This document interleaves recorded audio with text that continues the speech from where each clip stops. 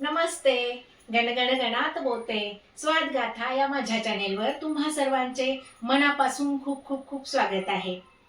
नवनवीन पारंपरिक आणि देशी विदेशी अशा या रेसिपीज पाहायच्या असतील तर लवकरात लवकर भेट द्या माझ्या स्वादगाथा चॅनेलला.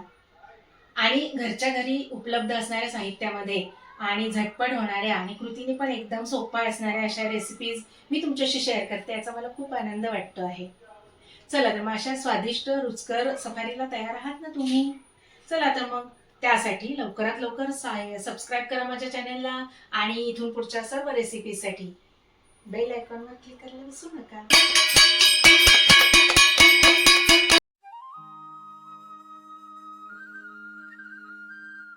चला, आज माझ्याकडे गौरीचा पहिला दिवस आहे, तर त्याचा नैवेद्य मला करायचा आहे. तर त्यासाठी आमच्याकडे शेपूची भाजी, भाकरी, वरण, भात आणि एखादा गोडाचा पदार्थ असे पदार्थ केले जातात. तर ही मी शेपूची भाजी स्वच्छ धुवून घेतली आहे. आता मी ती चिरून घेते आणि मग फोडणीला टाकणार आहे. चला तर आपण आता भाजीला फोडणी घालूया.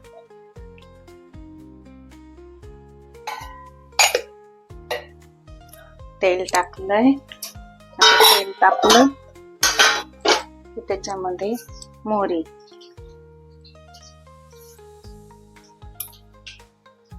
अर्धा चमचा जिरे,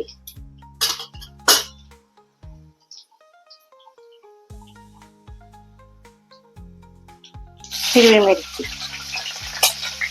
लसूण पण घालतात, पण हे नैवेद्याचं करायचं असल्यामुळे मी लसूण घातलेला नाहीये, फक्त हिरव्या मिरचीची फोडणी देते. आणि ही मिरची परतून झाली की आता आपण याच्यामध्ये ही भाजी टाकून देणार. चिरून घेतली आहे, चिरलेली भाजी टाकून देऊ. ही डाळ आहे, ती धुवून घेतली आहे मी, चमचाभर आहे, ती टाकून देऊ.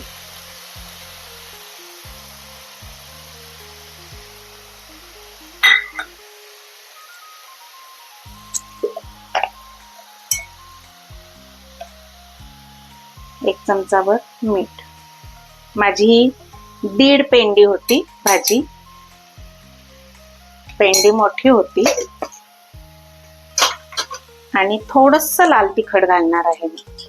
हिरवी मिरची आपण घातलेली आहे, थोडीशी आणखी चव येण्यासाठी थोडस लाल तिखट. आता हे व्यवस्थित हलवायची आहे. आता ह्याला पाणी पण सुटतं आपोआपच आणि ही झाकण टाकून आपण वाफवायला ठेवणार आहोत.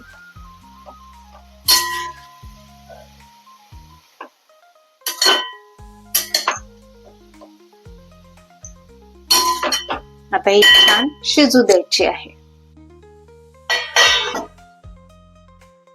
7 ते 8 मिनिटांमध्ये भाजी आपली शिजून निघेल. मी भाकरीच्या पिठाची उकड काढून घेतली आहे. 2 वाट्या पीठ आहे तर 2 वाट्या पाणी घातलं आहे आणि त्या गरम पाण्यामध्ये घालून भाकरीचं पीठ वाफवून घेतलं आहे. थोडंसं चिमूटभर मीठ टाकलं आहे आणि हे मी 10 मिनिटाकरता झाकून ठेवलं. तर आता आपण याची भाकरी करून घेऊया.